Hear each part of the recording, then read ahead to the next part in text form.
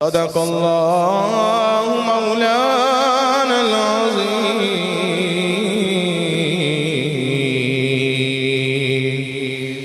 محبت کے ساتھ درود سلام کر ناظرین پیش کیجیے.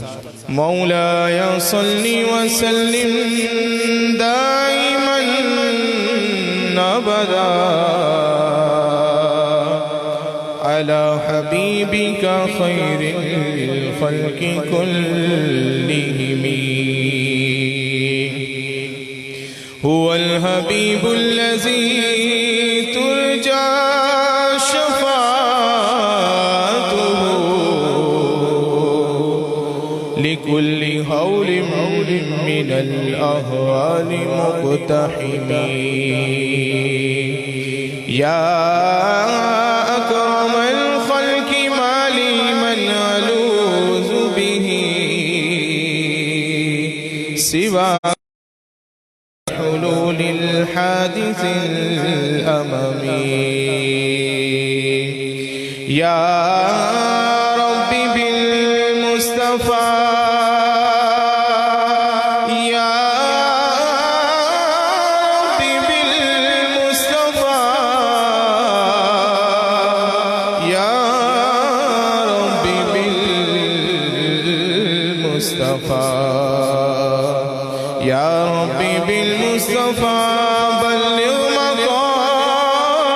مقاصدنا واغفر لنا ما مضى يا واسع الكرم.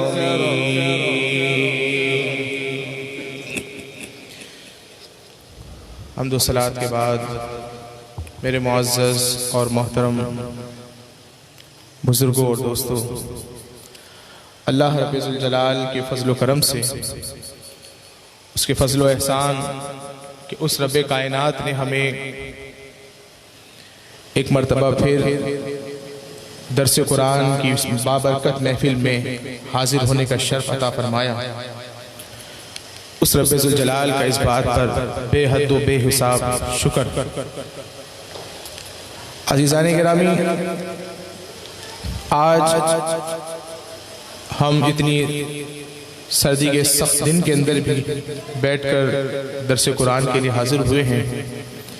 یقیناً ایک سخت سردی کا وقت ہے، لیکن یہ اللہ کا احسان، اس کا عظیم الشان ہم پر کرم ہے کہ اس نے ہمیں بیٹھ کر اپنے پاکیزہ کلام کی آیات کا درس سننے کا شرف عطا فرمایا. تو آج ہمارے اس بیان کا جو موضوع ہے وہ ہے مقام والدین. عزیزان گرامی، قرآن مجید فرقان حمید کا اگر ہم مطالعہ کرتے ہیں تو اللہ کے اس پاک و بیش 15 مقامات پر اللہ رب ذوالجلال نے والدین کے مقام اور مرتبے کو بیان کیا، اور انداز بیان بھی یہ رہا کہ اس رب کائنات نے ان مقامات پر پہلے اپنی عبادت کا حکم فرمایا اور اس کے بعد اپنے ساتھ شرک کرنے کی ممانعت فرمائی، اور اس کے فوراً ہی متصلاً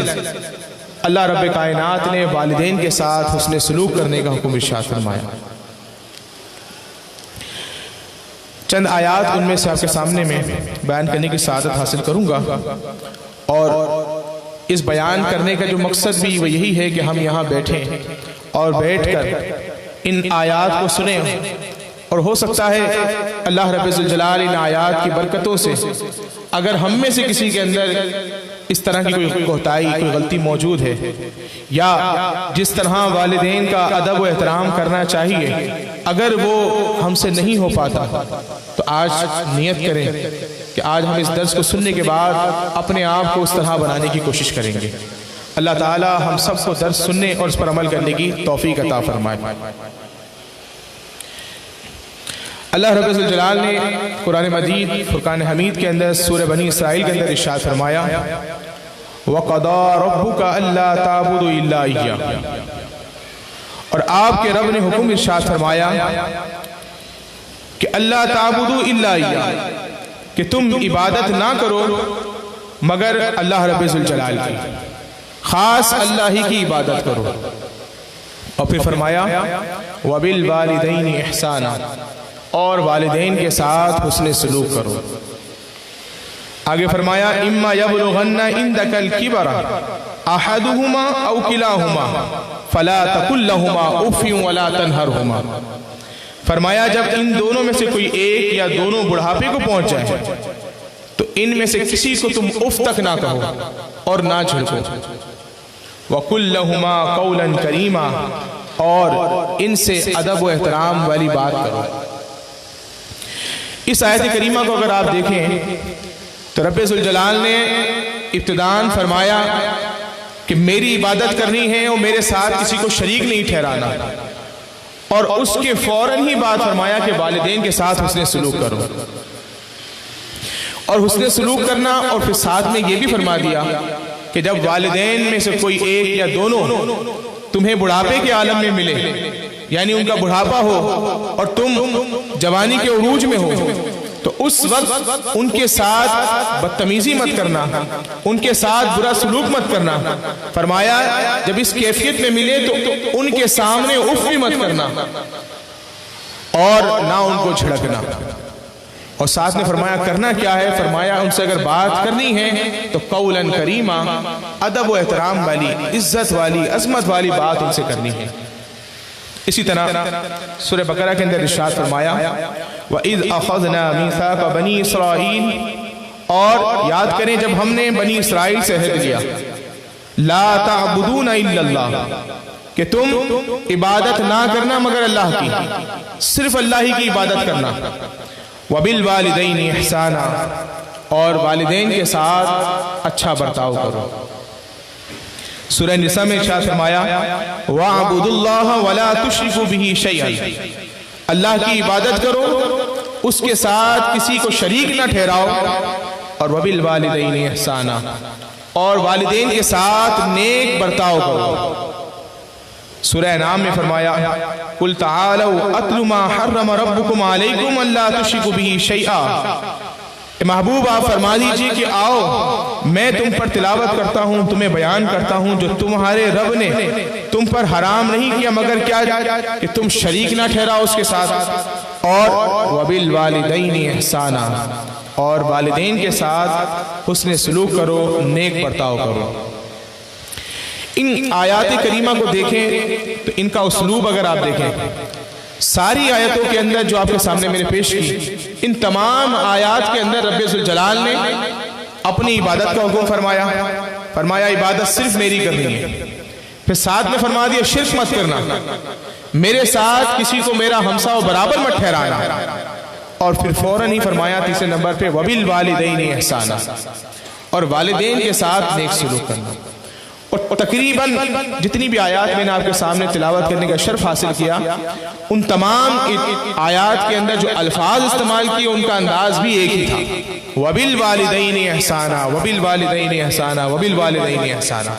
کہ ان کے ساتھ احسان کرو، اچھا سلوک کرو، نیک برتاؤ کرو، صلہ رحمی کرو، کسی قسم کی بری بات، ایسی بات کہ جن سے انہیں تکلیف ہو، کوئی ایسی بات نہ کرو۔ اب اس احسان کے اندر اس کو اگر ہم دیکھیں تو یہ اصولی اعتبار سے اس کو ہم کہتے ہیں یہ مطلق ہے اور عام ہے، اس میں کوئی قید نہیں کہ احسان کس طرح کا کرنا ہے، اور اس کے اندر کوئی تخصیص نہیں کہی کہ یہ خاص آپ نے کرنا ہے دوسرا نہیں کرنا۔ فرمایا جو چیز بھی احسان کہلائے، والدین کے ساتھ چاہے وہ کھانا کھلانے کی صورت میں احسان ہو، چاہے وہ کپڑے پہنانے کی صورت میں احسان ہو، چاہے ان سے بات چیت کرنے کے اعتبار سے احسان ہو، چاہے کسی بھی اعتبار سے لے لیا جائے جس سے نیکی کا اظہار ہو، جس سے ان کے لیے جو ہے وہ بہتری کا سامان ہو، وہ تمام کام تم نے والدین کے ساتھ کرنے ہیں۔ یہ تمام چیزوں کا حکم اللہ رب ذوالجلال نے قرآن مجید فرقان حمید کے اندر ہم سب کو حکم ارشاد فرمایا۔ اچھا، اب اس کا مطلب ہرگز یہ نہیں کہ والدین اگر ہمیں شریعت کی خلاف ورزی کا کرنے کا بھی حکم دیں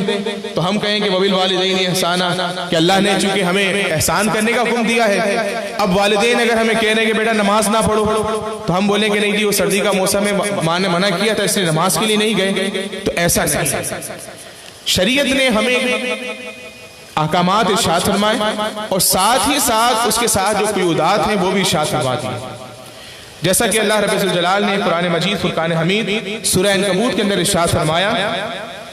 وَوَصَّيْنَا الْإِنسَانَ بِوَالِدَيْهِ حُسْنًا، اور ہم نے انسانوں کو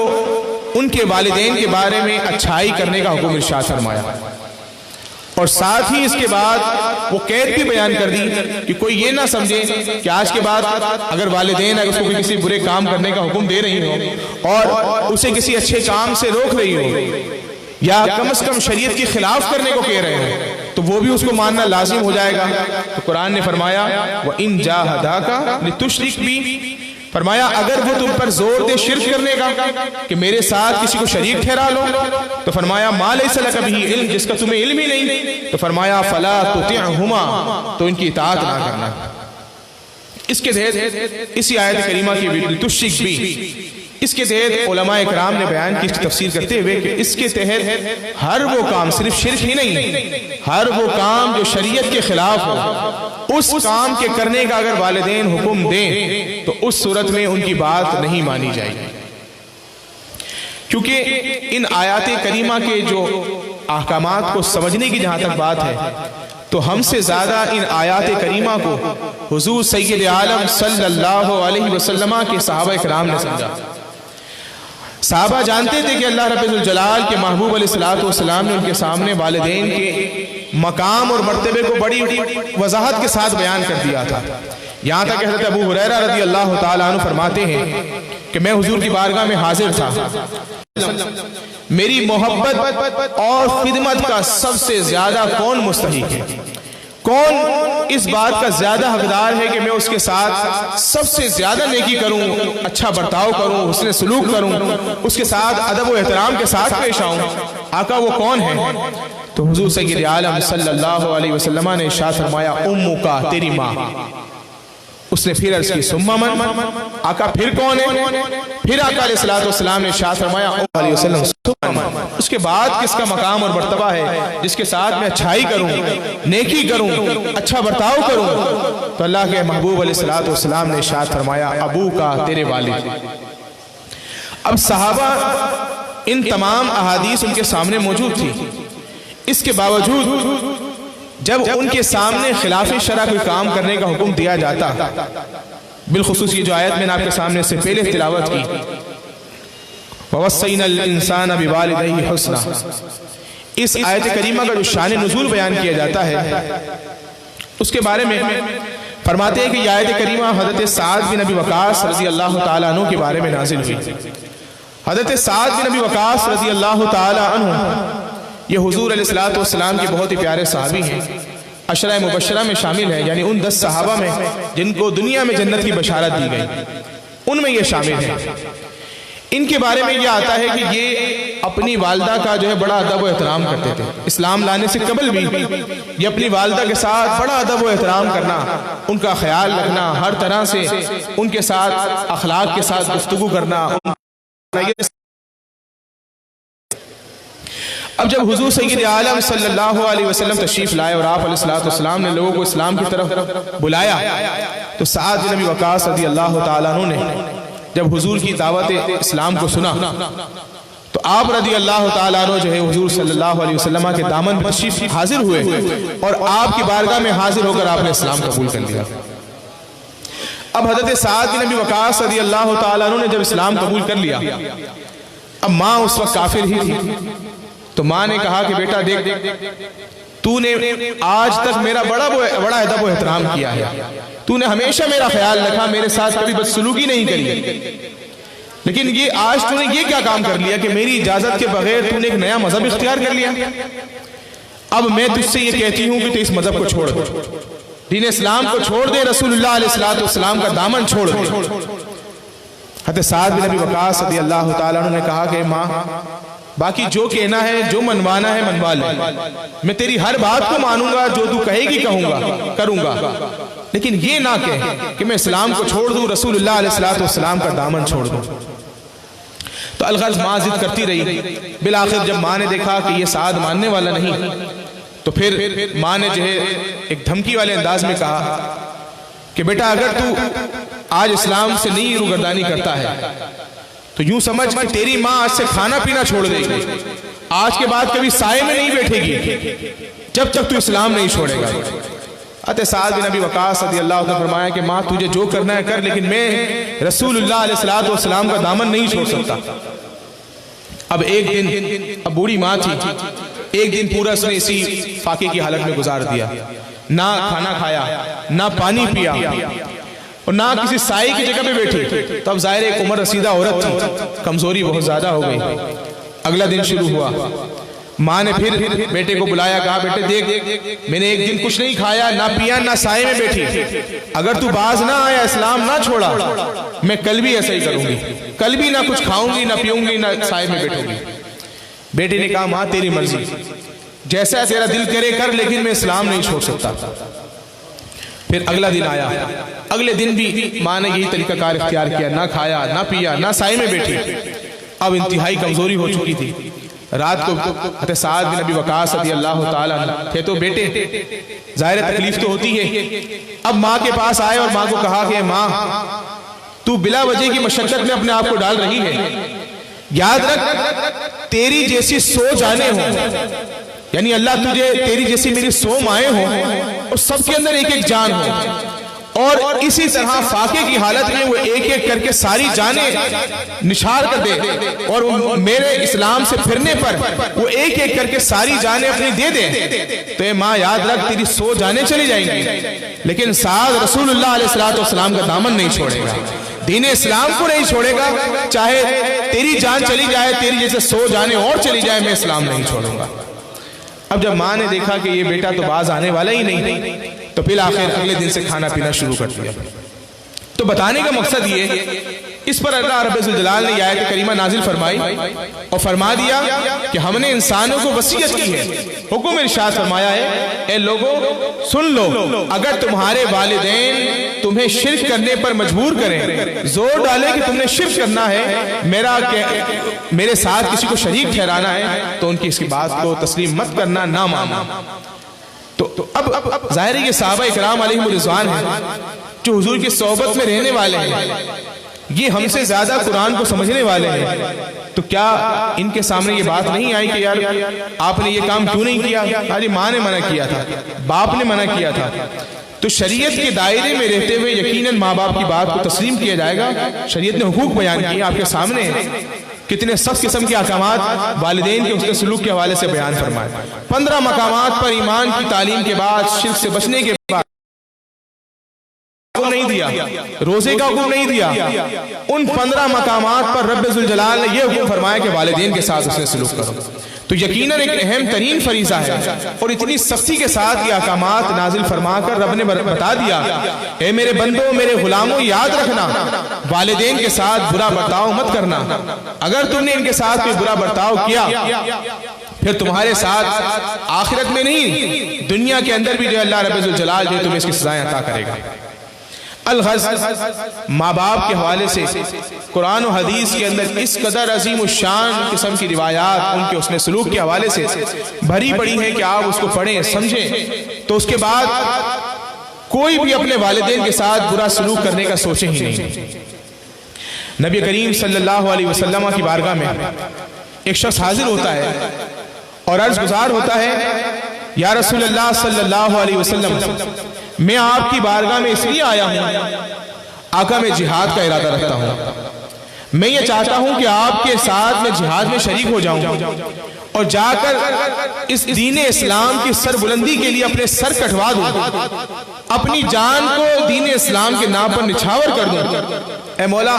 کہ محبوب علیہ السلام میں آپ کی بارگاہ میں اس لیے حاضر ہوا ہوں کہ آپ مجھے مشورہ دیں کہ میں جہاد کے لیے چلوں۔ اب ذرا تصور کیجئے کہ کس قدر اونچا مقام والدین کا ہے۔ اللہ کے محبوب علیہ السلام نے یہ نہیں فرمایا کہ ہاں چلو تم جہاد میں چلو، حضور نے فرمایا یہ بتا تیرے والدین زندہ ہیں؟ اس نے کہا جی ہاں میرے والدین زندہ ہیں۔ تو اللہ کے محبوب علیہ السلام نے جب فرمایا تو اس نے کہا میری ماں زندہ ہے۔ تو حضور سید عالم صلی اللہ علیہ وسلم نے ارشاد فرمایا فَأَلْزِمْهَا فَإِنَّ الْجَنَّةَ عِنْدَ رِجْلِهَا، فرمایا تو اپنی والدین کی خدمت کو اپنے اوپر لازم کر لے کیونکہ اس کے قدموں تلے جنت ہے۔ माँ के कदमों तले जन्नत है। फरमाया अगर तू जिहाद में जाने का यकीनन मकसद यही है कि मैं दीन इस्लाम के लिए अपने सर को कुर्बान करूंगा, अपनी सांसें रोक लूंगा और दीन इस्लाम पर उसको कुर्बान कर दूंगा, तो अल्लाह रब्बुल जलाल मुझे जन्नत अता फरमाएगा। तो हुजूर सैयद आलम सल्लल्लाहु अलैहि वसल्लम ने इरशाद फरमाया तुझे जन्नत चाहिए तो मेरे सहाबी तू ऐसा कर कि इस वक्त तू ये कर, तू अपनी वालिदैन की खिदमत कर, अपनी माँ की खिदमत कर और उनके साथ उसने सलूक कर, क्योंकि उसके कदमों तले जन्नत है। जब उसकी खिदमत करेगा तो अल्लाह रब्बुल जलाल जन्नत खुद ही अता फरमा देगा। इसी तरह वालिदैन के हुकूक के एतबार से अगर हम बात करें कि अल्लाह रब्बुल जलाल ने जो वालिदैन को बिलखुसूस माँ को जो मकाम और मर्तबा अल्लाह रब्बुल जलाल ने अता फरमाया है कि वो ऐसा मकाम और मर्तबा है जो बाप को भी हासिल नहीं, जो माँ को हासिल है। अल्लाह के महबूब अलैहिस्सलाम के प्यारे सहाबी हुजूर की बारगाह में आते हैं, क्योंकि आज फी ज़माना ऐसा ही होता है, हम और आप ये समझते हैं कि हमने अपने वालिदैन को अच्छा खिला दिया, पहना दिया, उनको जो है रहने के लिए अच्छी जगह दी, तो हम समझते हैं हमने उनका हक अदा कर दिया। तो एक सहाबी हुजूर सैयद आलम सल्लल्लाहु अलैहि वसल्लम की बारगाह में हाजिर होते हैं और अर्ज गुजार होते हैं, या रसूलल्लाह सल्लल्लाहु अलैहि वसल्लम मैं एक मर्तबा एक सफ़र में था, और सख्त गर्मी का मौसम था। आका मैं एक ऐसे मकाम पर पहुंचा कि उस जमीन की पथरीली जमीन थी और इतनी सख्त गर्म थी, अगर उसमें गोश्त का टुकड़ा डाल दिया जाए तो आका वो कबाब बन जाए, यानी इतना गर्म था कि वो उसको पका दे। या रसूलल्लाह सल्लल्लाहु अलैहि वसल्लम मैंने अपनी माँ को इस तकलीफ से बचाने के लिए कि वो इस तपती हुई रेत के ऊपर, तपती हुई चट्टान के ऊपर चलेगी, मेरी माँ के पाँव चलेंगे, मैंने उससे बचाने के लिए अपनी माँ को अपनी पीठ पे उठाकर 6 मील तक चलाऊं। या रसूलल्लाह सल्लल्लाहु अलैहि वसल्लम क्या मैंने अपनी माँ का हक अदा कर दिया? क्योंकि उस 6 मील पे चलने पर मेरे पाँव के अंदर शदीद किस्म के छाले पड़ गए, जमीन मेरे पाँव को जला रही थी, लेकिन आका मैंने अपनी माँ को तकलीफ ना होने दी, अपने कंधे पर उठाकर अपनी माँ को 6 मील तक चला ताकि मेरी माँ को तकलीफ ना हो। तो आका मैंने अपनी माँ का हक अदा कर दिया। हुजूर सैयद आलम सल्लल्लाहु अलैहि वसल्लम ने इरशाद फरमाया, कहा ए मेरे सहाबी तू हक अदा करने की बात कर रहा है, लअल्लहु अन यकूना बितलकतिन वाहिदा, ए मेरे सहाबी तेरी पैदाइश के वक्त तेरी माँ को जो दर्द के झटके लग रहे थे, फरमाया शायद, ये नहीं फरमाया यकीनन, फरमाया शायद उन दर्द के झटकों में से किसी एक झटके का शायद हक अदा हो गया, शायद अदा हो गया। अब जरा तसव्वुर कीजिए कि कैसा मकाम, यानी हुजूर ने फरमा दिया 6 मील तो क्या 6000 मील तक भी तू माँ को लेकर अपने कंधे पर चले, तब भी वालिदैन का हक अदा नहीं हो सकता। वालिदैन के हक को अदा करना मुमकिन ही नहीं है। इसीलिए फरमाया कि जितना आपसे हो सकता है अपने वालिदैन के साथ उसने सलूक करो, अच्छा सलूक करो। कहीं ऐसा ना हो कि अगर वालिदैन नाराज हो गए और अब जाहिर जब वालिदैन नाराज हुए तो रब ने अपनी इबादतों के साथ अपने साथ शिर्क करने की मुमानत के साथ वालिदैन का हुक्म इरशाद फरमाया है, उसने सलूक का। अब अगर कोई ना कर सका तो यकीनन उसके लिए दुनिया में भी खसारा होगा और आखिरत में भी खसारा होगा। और इसी तरह अल्लाह के महबूब अलैहिस्सलातु वस्सलाम ने सिर्फ वालिदा के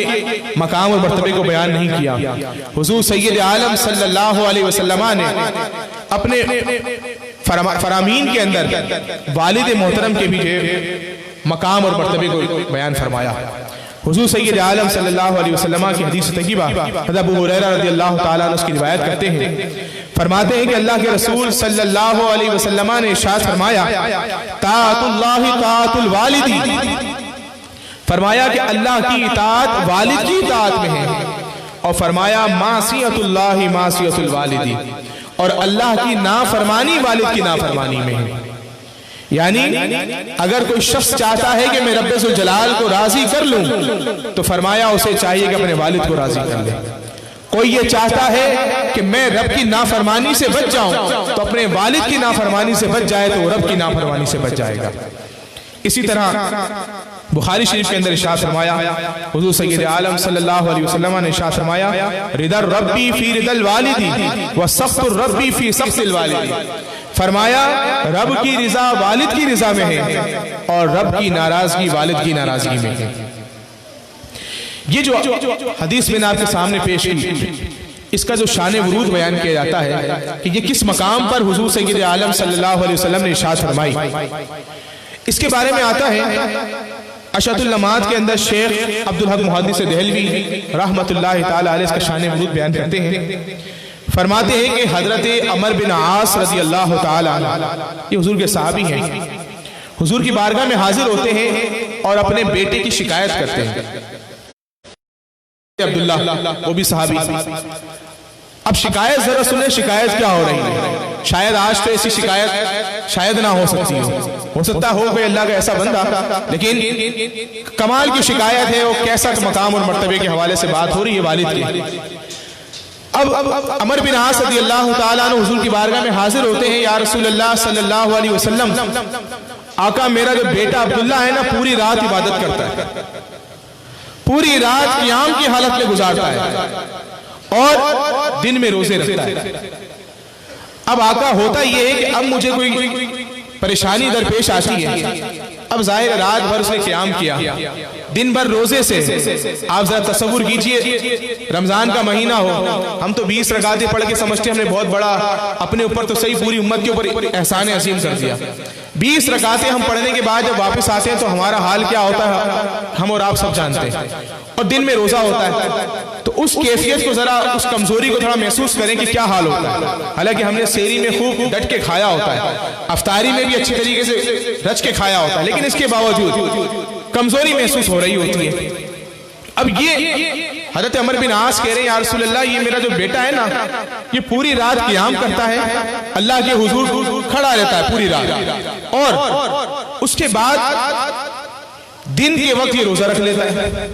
اب آقا جب مجھے کوئی ضرورت ہوتی ہے میں بلاتا ہوں تو یہ صحیح طریقے سے خدمت نہیں کر پاتا، اب ظاہر ہے کمزور، اور دوسری ظاہر والد بھی کیسے بلائیں؟ آپ دیکھتے ہیں کہ ہم اور آپ بھی صورتحال ایسی ہوتی ہے کہ ہمارے والدین بھی دیکھتے ہیں ہم دن کا بھی روزہ رکھ لیں آپ، تو والدین دیکھتے روزہ ہے تو سب سے کام کروائیں گے، آپ سے روزہ کام نہیں کرائیں گے، روزہ ہے اس کو چھوڑ دو، اس کا روزہ ہے، یعنی جتنے بھی مشکل کام ہوئے کوئی نہیں ہوا تو خود چلے جائیں گے کام کے، نہیں میرے بچے کا روزہ ہے۔ تو اب کہتے ہیں آقا میں کیسے کہوں کہ اس سے مجھے یہ کام کر دے، یہ اس عالم میں ہوتا ہے کہ دن میں روزہ رات میں قیام۔ اب جب یہ شکایت کی تو حضور علیہ السلام نے حضرت عبداللہ کو بلا لیا، اے عبداللہ یقیناً تو قیام کرتا ہے، دن میں روزے رکھتا ہے، اور اس کا مقصد تیرا یہی ہوگا کہ تجھ سے تیرا رب راضی ہو جائے۔ فرمایا تو رب کی ناراضگی سے بچنے کے لیے، رب کی رضا کو حاصل کرنے کے لیے عبداللہ ایسا کرتا ہے نا، تو عبداللہ ایسا سن میری بات۔ اب حضور نے یہ بات یہ حدیث ارشاد فرمائی، فرمایا رضا اللہ رضا فی الوالدی، فرمایا کہ اللہ کے محبوب علیہ السلام نے ارشاد فرمایا کہ اے عبداللہ اگر تو اپنے رب ذوالجلال کی رضا چاہتا ہے تو فرمایا رب کی رضا والد کی رضا میں ہے، اور رب کی ناراضگی فرمایا والد کی ناراضگی میں ہے، تو بجائے اس کے کہ تو پوری رات قیام کر، تو دن بھر روزہ رکھ، اس کی جگہ تو اپنے والد کی خدمت کر، اللہ رب الجلال سے راضی ہو جائے گا، اس کی ناراضگی ختم ہو جائے گی۔ تصور کیجئے کہ کس قدر عظیم الشان یہ مقام اور مرتبے کی بات ہے کہ اللہ رب الجلال نے والدین کے ساتھ حسن سلوک کرنے کا کتنا مقام اور مرتبہ ارشاد فرمایا، اور یہ تو وہ بات ہے کہ اگر کوئی حسن سلوک کرتا ہے تو اس کے لیے یہ بات ہے، لیکن اگر کوئی والدین کی نافرمانی کرتا ہے، ان کے ساتھ بس سلوکی کرتا ہے، تو کیا وہ اس دنیا میں کامیاب و کامران ہو سکتا ہے؟ ہرگز نہیں۔ جو والدین کی نافرمانی کرتا ہے، اس کے ساتھ برا برتاؤ کرتا ہے، عزیزان گرامی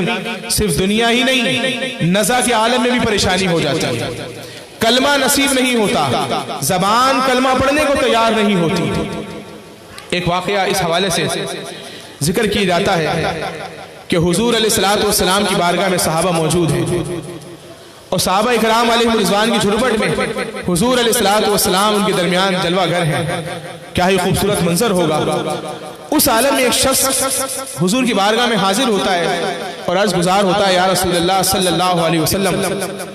آپ کے ایک غلام کے نزا کا وقت ہے، اس پر نزا کی کیفیت طاری ہے،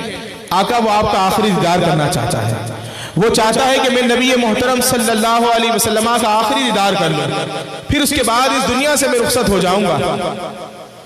اب جب یہ بات حضور کو بیان کی گئی تو حضور سید عالم صلی اللہ علیہ وسلم مشفق اور مہربان آقا علیہ السلام فوراً کھڑے ہوئے اور صحابہ سے کہا تم بھی چلو میرے ساتھ، آؤ میرے غلام کے نزع کا عالم ہے، اس کو دیدار بھی کراتے ہیں، اسے کلمہ بھی پڑھاتے ہیں، اس کو اس ایمان کی کیفیت میں اس دنیا سے رخصت کرتے ہیں، چلو میرے ساتھ۔ اب صحابہ کرام علیہم رضوان کے ساتھ حضور سید عالم صلی اللہ علیہ وسلم تشریف لاتے ہیں اور آ کر اپنے اس غلام کے کان کے اندر اللہ کے محبوب علیہ السلام ارشاد فرماتے ہیں اشہد ان لا الہ الا اللہ و اشہد ان محمد رسول اللہ صلی اللہ علیہ وسلم۔ آپ علیہ السلام یہ کلمات 3 مرتبہ ان کے کان میں دہراتے ہیں اور اپنے اس غلام سے کہتے ہیں اے میرے غلام تو بھی کلمہ پڑھ۔ اب وہ عرض گزار ہوتے ہیں آقا میں پڑھنا چاہ رہا ہوں لیکن زبان سے کلمہ نکل نہیں رہا۔ اب حضور سید عالم صلی اللہ علیہ وسلم ظاہر ایسے مہربان آقا، شفیق اور مہربان کہ کس طرح وہ اس بات کو برداشت کر سکتے تھے کہ میرا کوئی غلام بغیر کلمہ پڑھے اس دنیا سے رخصت ہو جائے، اس کے لیے آخرت میں پریشانی کا سامنا ہو جائے۔ آقا علیہ السلام نے فوراً حضرت بلال کو حکم فرمایا کہ بلال جاؤ ان کی بیوی سے پوچھو ان کے اعمال کے حوالے سے آخر ان کا کون سا ایسا عمل ہے جس کی وجہ سے یہ مسئلہ ان کے درپیش آ رہا ہے، تاکہ ہم رب ذوالجلال کے حضور دعا کریں اور اس معاملے سے اس کی جان چھڑوائیں۔ حضرت بلال حبشی رضی اللہ تعالیٰ عنہ ان کی بیوی کے پاس پہنچتے ہیں اور پہنچ کر پوچھتے ہیں کہ مجھے سید عالم صلی اللہ علیہ وسلم نے بھیجا ہے اور پوچھا ہے کہ یہ بتاؤ کہ اپنے شوہر کے بارے میں اس کے اعمال کیسے ہیں،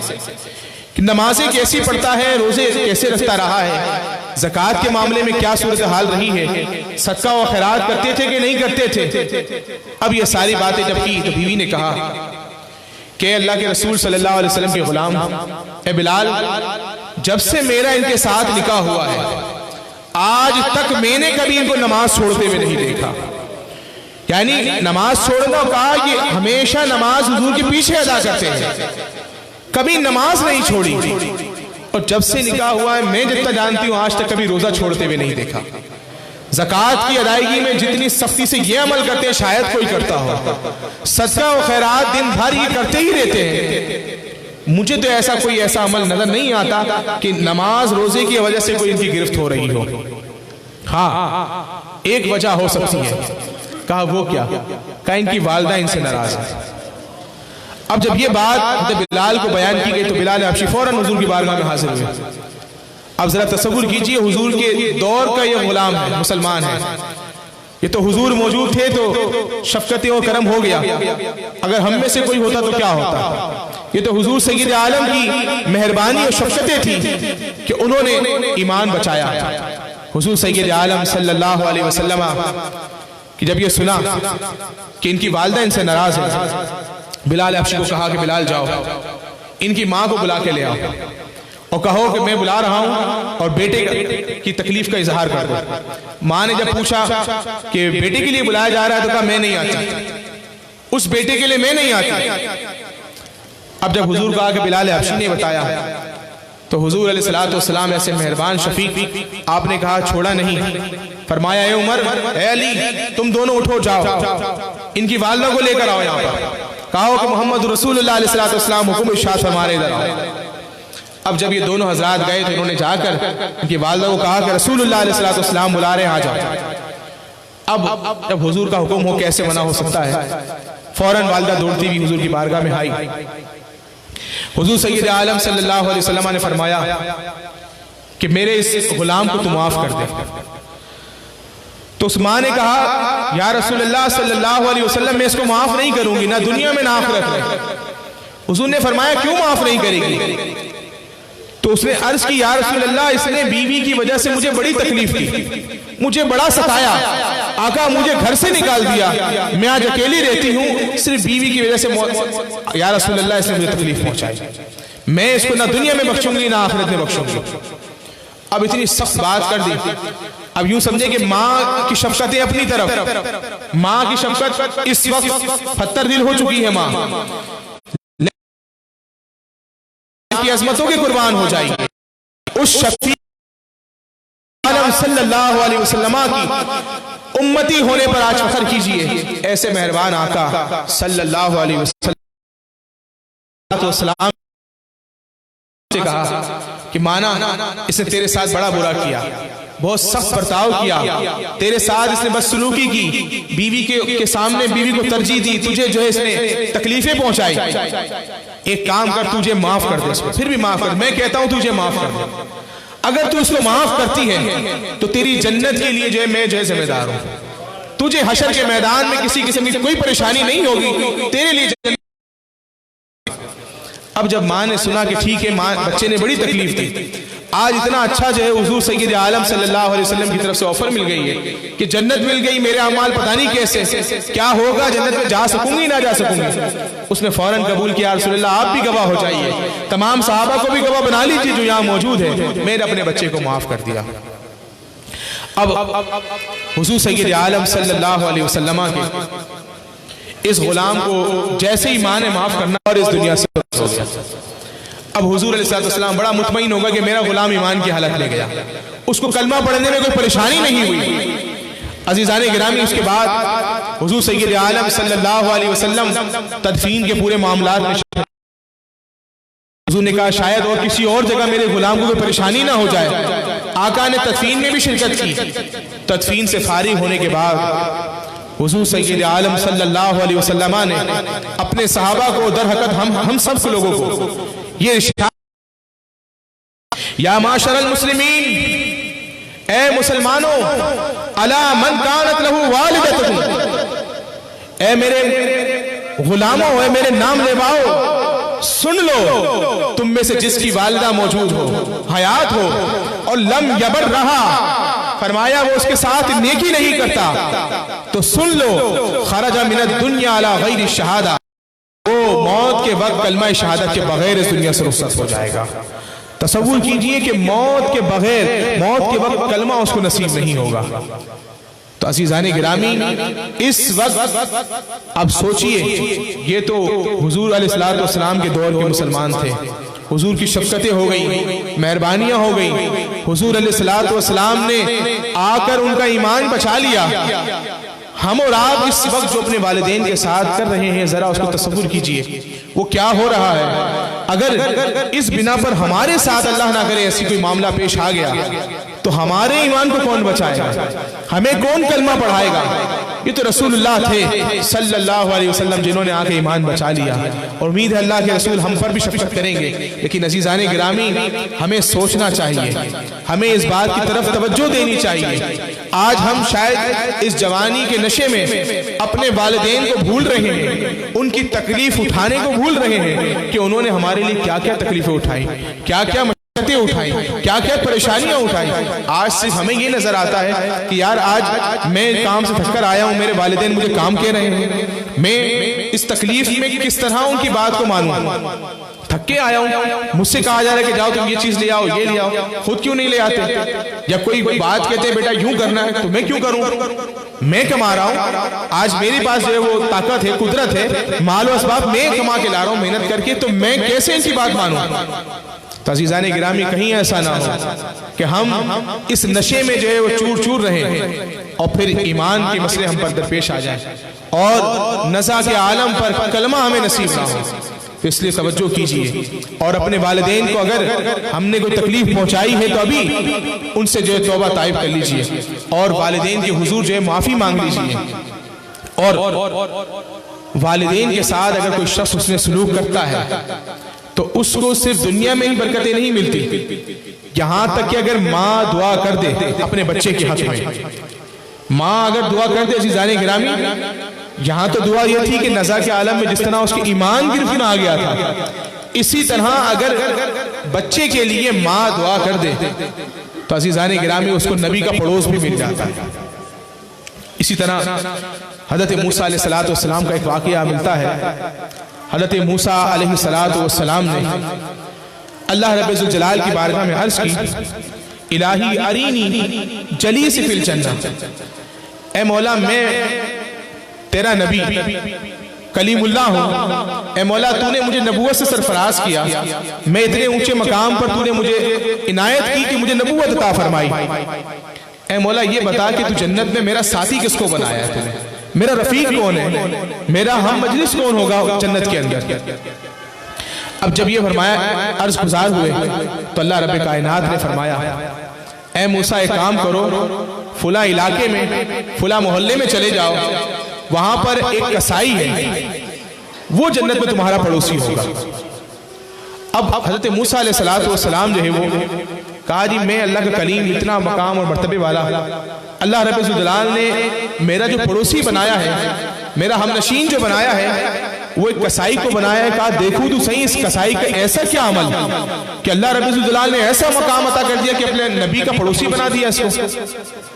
کہتے ہیں کہ حضرت موسیٰ علیہ السلام اس مقام پر پہنچ گئے اور پہنچنے کے بعد اس کسائی سے ملے، ملاقات کی۔ کسائی نے بھی آپ کو پہچانا کہ اللہ کے نبی میرے پاس آئے ہیں، اس نے بڑا ادب و احترام کیا، آپ کو بیٹھنے کے لیے کہا۔ الغرض موسیٰ علیہ السلام اس کے ساتھ شام تک بیٹھے رہے، دیکھنا چاہ رہے تھے کہ کیا عمل اس کا ایسا ہے جس کی بنا پہ اللہ نے اس کو ایسا مقام دے دیا۔ اب اللہ کے نبی موسیٰ علیہ السلام اس کے ساتھ موجود ہیں، دن کا وقت نکل رہا ہے، سورج کے غروب ہونے کا ٹائم آ گیا۔ جب سورج غروب ہونے لگا تو اس نے اپنی دکان کو سمیٹنا شروع کیا، اور سمیٹتے ہوئے اس نے گوشت کا ایک ٹکڑا اٹھایا، تھیلی میں ڈالا اور موسیٰ علیہ السلام کو بھی دعوت پیش کی کہ آپ اللہ کے نبی ہیں، میرے ساتھ چلیں، میں گھر پہ کھانا بناؤں گا، اپنے گھر والوں کو بھی کھلاؤں گا، آپ بھی کھائیے گا، میری دعوت قبول کیجیے۔ اللہ کے نبی موسیٰ علیہ السلام نے فرمایا کہ ٹھیک ہے میں چلتا ہوں، کیونکہ دن بھر کوئی ایسا عمل نظر نہیں آیا کہ جس کی بنا پر ایسا مقام اس کو ملنا چاہیے۔ موسیٰ علیہ السلام نے کہا کہ چلو گھر چل کے دیکھتا ہوں، شاید کوئی گھر کے اندر ایسا عمل کرے جس کی بنا پر اس کو یہ مقام اور مرتبہ مل رہا ہے۔ گھر پہنچے، اب موسیٰ علیہ السلام نے دیکھا کہ ایک بہت ہی ضعیف العمر ایک عورت وہاں موجود ہے۔ اس نے جاتے ہی جو ہے ماں کی خدمت شروع کی، ماں کی دیکھ بھال کی، اس کو اچھے کپڑے پہنائے اور اس کے لیے اچھے قسم کا کھانا بنایا، اپنے ہاتھوں سے اپنی ماں کو کھانا کھلایا۔ موسیٰ علیہ السلام کو بھی کھانا پیش کیا، موسیٰ علیہ السلام نے بھی کھانا تناول کیا۔ اس کے بعد ماں کی جو کپڑے وغیرہ اور جگہ جو بیٹھنے اٹھنے کی جگہیں تھی سب صاف ستھری کری۔ تو موسیٰ علیہ السلام فرماتے ہیں کہ میں دیکھ رہا تھا کہ جب اس نے اپنی ماں کو کھانا کھلایا، اپنی ماں کے صفائی ستھرائی کا خیال کیا، کپڑے چینج کر دیے، تو میں نے دیکھا اس کی ماں کی بہت ضعیف العمر عورت تھی، اس کی ماں کے ہونٹ ہل رہے ہیں، وہ کچھ کہہ رہی ہے زبان سے۔ موسیٰ علیہ السلام فرماتے ہیں کہ میں نے تھوڑی توجہ کری، میں نے کہا کیا کہہ رہی ہے، یہ کون سی دعا اس کو دے رہی ہے؟ تو فرمایا جب میں نے کان لگا کر سنا تو اس کی ماں دعا دے رہی تھی، اللہم اجعل ابنی جلیسا موسیٰ فی الجنہ، اے مولا میرے اس بیٹے کو جو آج میرا اتنا خیال کرتا ہے، میرے ساتھ اتنا اچھا برتاؤ کرتا ہے، مجھے کھانے بھی اپنے ہاتھ سے کھلاتا ہے، میرے ساتھ اس نے سلوک کر رہا ہے، اے مولا اس کو موسیٰ علیہ السلام کا پڑوسی۔ اب موسیٰ علیہ السلام نے جب سنا تو اب فوراً وہ کہا کہ ہاں یہی وہ عمل ہے جس کی بنا پر اس کی ماں کی یہ دعا ہے، جس کی بنا پر اللہ رب الجلال نے عام سے کسائی کو اتنا مقام دے دیا کہ اللہ کے نبی موسیٰ کا جو پڑوسی بن گیا یہ۔ تو اب موسیٰ علیہ السلام نے اس شخص سے خطاب کرتے ہوئے ارشاد فرمایا، لَكَ الْبَشَارَةُ وَأَنَا مُوسَىٰ وَأَنْتَ جَنِيسُ فِي الْجَنَّةِ، اے شخص، اے کسائی سن، تیری ماں کی دعا جو قبول ہو گئی، تیرے لیے بشارت ہے، میں اللہ کا نبی موسیٰ ہوں اور تو میرا ہم نشین ہوگا جنت کے اندر۔ صرف غور کیجئے کہ ماں کی دعاؤں کے صدقے اللہ رب الجلال نے کیسا مقام اور مرتبہ عطا کر دیا کہ وہ اللہ کا نبی حضرت موسیٰ علیہ السلام کلیم اللہ کا پڑوسی بن گیا۔ تو عزیزان گرامی، جہاں ماں کی بددعا اگر لگ جائے تو آدمی کے لیے نزا کے وقت کلمہ پڑھنا دشوار ہو جاتا ہے۔ اسی طرح اگر کوئی شخص نزا اپنی زندگی کے اندر اپنے والدین کی خدمت کرتا ہے تو نزا کے وقت اس پر کلمہ پڑھنا بھی آسان ہوتا ہے۔ اور اگر ماں باپ دعائیں دے دے تو بعید نہیں کہ اگر آج ہمارے ماں باپ ہمیں دعا دے دیں اور کہیں کہ میرے بچے کو حضور سید عالم صلی اللہ علیہ وسلم کا پڑوسی بنا دے، تو اللہ اس ماں کی دعا کو قبول کرے اور ہمیں بھی یہ سعادت عطا فرما دے کہ ہمیں حضور سید عالم صلی اللہ علیہ وسلم کا پڑوس نصیب ہو جائے۔ عزیزان گرامی یہ تو تھی ایک صحابی حاضر ہوتے ہیں، یا رسول اللہ صلی اللہ علیہ وسلم میں نے زندگی میں تو اپنے والدین کے ساتھ اس نے سلوک کیا، لیکن آقا اب ان کا انتقال ہو گیا، اب کیا کروں؟ اب ان کے ساتھ نیکی کا برتاؤ کیسے کروں؟ حضور سید عالم صلی اللہ علیہ وسلم نے ارشاد فرمایا ان کی طرف سے نمازیں پڑھ، ان کی طرف سے روزے رکھ اور ان کی طرف سے سلوک ہو جائے گا۔ اس نے کہا آقا ان کی طرف سے نمازیں پڑھوں، ان کی طرف سے روزے رکھوں؟ تو اب اس کے تحت شارحین حدیث نے اس کی وضاحت کری، فرمایا کہ جاتے ہیں کہ افضل کا یہ ہے کہ وہ اس وقت تمام مومنین کی نیت کر لے، فائدہ یہ ہوگا کہ اس کے والدین کو بھی نیکیاں پہنچیں گی اور ساری امت کے لوگوں کو نیکیاں پہنچیں گی۔ اور فرمایا اب اس کا مطلب ہرگز یہ نہیں کہ اس کی نیکی میں کوئی کمی ہوگی، حضور نے فرمایا وَلَا يَنْقُصُ مِنْ أَجْرِهِ شَيْءٌ، اس کی وجہ سے کوئی کمی نہیں ہوگی اور اس کے والدین کو بھی نیکیاں پہنچیں گی اور اس کے والدین کے ساتھ ساتھ تمام امت کے لوگوں کو صدقہ و خیرات پہنچے گا۔ تو عزیزان گرامی مرنے کے بعد بھی ان کے ساتھ حسن سلوک کرتے رہنا چاہیے، کیونکہ انہوں نے ہمیں زندگی میں جس طرح پالا، یقیناً جو آج باپ کے درجے پر فائز ہے اس کو اپنے والدین کا احساس ہو چکا ہوگا کہ ماں باپ نے ہمارے لیے کیسی تکلیفیں اٹھائی ہوں گی۔ کہ جاتا تھا کہ تیرے لیے یہ تکلیف اٹھائی، یہ اٹھائی، حقیقت ہے ہمیں بھی سمجھ میں نہیں آتا تھا کہ ایسی تکلیف کچھ نہیں ہوتا اس میں، رات رات جاگتے رہے تیرے لیے۔ تو ابھی کل ہی ایک دوست مجھے ملا، وہ یہ کہہ رہا تھا کہ دعا کریں یار اللہ تعالیٰ میرے بچے کو جو ہے تھوڑا سا رات کے وقت تسلی دے، رات کو بڑا جگاتا ہے، رات میں کام میں بڑی پریشانی ہو جاتی ہے۔ تو اب اس سے میں نے یہی کہا کہ دیکھا اب والدین کا احساس ہو رہا ہے ہمیں کہ کس طرح پریشانی کا سامنا ہوتا ہے کہ رات پہلے ہمیں کہتے تھے کہ رات رات جاگتے ہم کہتے ہیں پتہ نہیں کیسے جو ہمارے ساتھ بچپن پہ بغیر بولے بغیر ہماری فرمائش کی کرتے تھے، آج ہمیں چاہیے کہ ان کے ساتھ کریں تاکہ اللہ کی بارگاہ میں ہمارا یہ عمل مقبول ہو جائے۔ اور والدین کے ساتھ ایک حسن سلوک یہ بھی ہے کہ جب ان کا انتقال ہو جائے تو ان کے ساتھ ایک حسن سلوک کا ایک طریقہ جو روایات کے اندر حدیقۃ الحدیث کے اندر ایک روایت پیش کی جاتی ہے، فرمایا کہ حضرت عبداللہ بن عمر رضی اللہ تعالیٰ عنہ ایک مرتبہ سفر میں چل رہے تھے، مکے کے راستے میں ایک دیہاتی نظر آیا، آپ نے اس دیہاتی کو دیکھا، آپ نے اپنی سواری اس کو دے دی، کہا سواری تو لے لے، اپنا امامہ اتارا، امامہ اتار کر بھی اس کو دے دیا، کہا یہ بھی تو رکھ لے۔ اب آپ کے ساتھی جو آپ کے ساتھ تھے کہا عبداللہ بن عمر سے، اے ابن عمر یہ کیا معاملہ ہے؟ یہ دیہاتی تھا، چلے ٹھیک ہے صدقہ و خیرات حضور کے صحابہ کے اندر سخاوت تھی، کرنی تھی، آپ نے سواری دے دی تھی بس بہت تھی، یا امامہ دے دیا تھا بہت تھا، آپ نے اپنی سواری بھی اس کے سپرد کر دی، اپنا امامہ بھی دے دیا، کہا جی یہ کیا کیا آپ نے؟ تو عبداللہ بن عمر رضی اللہ تعالیٰ عنہ نے فرمایا کہ یہ میرے والد محترم حضرت عمر کے دوست ہیں، یہ میرے والد کے دوست ہیں، حضور نے فرمایا کہ والدین کے ساتھ مرنے کے بعد حسن سلوک یہی ہوتا ہے کہ ان کے دوستوں کے ساتھ حسن سلوک کیا جائے۔ فرمایا میرے والد کے دوست ہیں، ایک سواری کیا کہ میرے والد کے دوست کے ساتھ ہی مہربانی ہو جائے۔ تو عزیزان گرامی ہم اور آپ کو چاہیے کہ جتنی روایات آپ کے سامنے پیش کی گئی، قرآن کی آیتیں پیش کی گئی، ان تمام آیات اور احادیث طیبہ بزرگوں کے اقوال سے یہی بات ہمارے سامنے آتی ہے کہ ہمیں اپنے والدین کا آخری درجہ انتہا درجے تک ادب و احترام کرنا چاہیے، وہ جو حکم ہمیں دیں وہ ہمیں ماننا چاہیے، اس پر عمل پیرا ہونا چاہیے۔ کہیں ایسا نہ ہو کہ ہم اپنی جوانی کے نشے میں آ کر کہیں کہ آج کہ تم جو کہہ رہے ہو وہ صحیح نہیں ہے، آج نیا دور ہے، پرانا دور چلا گیا، ٹھیک ہے، تو یہ بات کہیں ایسا نہ ہو یہ اف میں شمار ہو جائے۔ قرآن نے کہا تھا وَلَا تَقُلْ لَهُمَا أُفٍّ وَلَا تَنْهَرْهُمَا، والدین کو اف بھی نہ کہنا، کہیں یہ اف میں شمار ہو گیا اور ہماری آخرت کے لیے جو ہے وہ بربادی کا سامان ہو جائے۔ اور ایک روایت میں یہ بات واضح طور پہ موجود ہے کہ صرف دنیا میں نہیں، ماں باپ کو ستانے والے کو دنیا کے اندر ہی آخرت میں سزا ملنی ہو تو ملنی ہے، فرمایا اس کو دنیا میں بھی سزا بھگت کے جانا پڑے گی۔ تو اللہ تبارک و تعالیٰ سے دعا ہے کہ اللہ تبارک و تعالیٰ ہم سب کو اپنے والدین کے ساتھ ان سے سلوک کرنے کی توفیق عطا فرمائے، ان کے ساتھ بالخصوص ان کے لیے صالح ثواب کرتے رہنے کی سعادت عطا فرمائے۔ میں دیکھا کہ فرحان صاحب کی والدہ کا انتقال ہوا تھا، اب ظاہر ہے جو اس دنیا میں آیا اس نے جانا ضرور ہے، لیکن والدین کو مرنے کے بعد چھوڑنا نہیں ہے، ان کے ساتھ یہ صالح ثواب کا سلسلہ رکھنا ہے۔ جیسے پچھلی اتوار کو غالباً یہ محفل کا انعقاد ہوا، درس ہوا، بیان ہوا، نعت خوانی ہوئی، اور مقصد یہی تھا کہ میرے والدین نے میرے ساتھ اتنا اس نے سلوک کیا، آج میں اس مقام پر کھڑا ہوں، میں لوگوں کی اصلاح کا سامان کر رہا ہوں، تو آج جہاں بھی کھڑا ہوں میرے والدین کا یہ دعاؤں کا نتیجہ ہے، ان کی کرم نوازی ہے کہ انہوں نے مجھے دین پڑھایا، دین سمجھایا، اور آج میں ان کے دین کی اس خدمت کرنے کا انجام دے رہا ہوں۔ تو انہوں نے بھی کوشش کری، ہم اور آپ بھی کوشش کریں کہ اپنے والدین جن کی دنیا سے رخصت ہو چکے ہیں ان کے لیے اصالہ ثواب کا سلسلہ رکھیں، ہر جمعے کو ممکن ہو تو ان کی قبر پر حاضری دیں، یاسین شریف پڑھیں، اور کیونکہ ایک روایت کے مطابق یہ آتا ہے کہ والدین کی قبر پہ جا کر جمعے کے دن یاسین شریف پڑھتا ہے تو اس کے حروفوں کے تعداد کے برابر اس کے گناہ معاف کر دیے جاتے ہیں۔ تو ہمیں چاہیے کہ جائیں، جتنا ہو سکتا ہے جو ہم کر سکتے ہیں وہ ضرور ان کے لیے صالح ثواب کرتے رہیں۔ یقیناً اس کا مطلب ہرگز یہ نہیں کہ والدین کے لیے صالح ثواب کرنے کے لیے کوئی محفل کہیں انعقاد ہو، آپ جو ہے کوئی قرآن خوانی بلائیں، لوگوں کو بلائیں، ایک دیکھ کھانا منگائیں، اس کے بعد یہ صالح ثواب ہو، تو عزیزان گرامی ایسا نہیں ہے۔ یہ صالح ثواب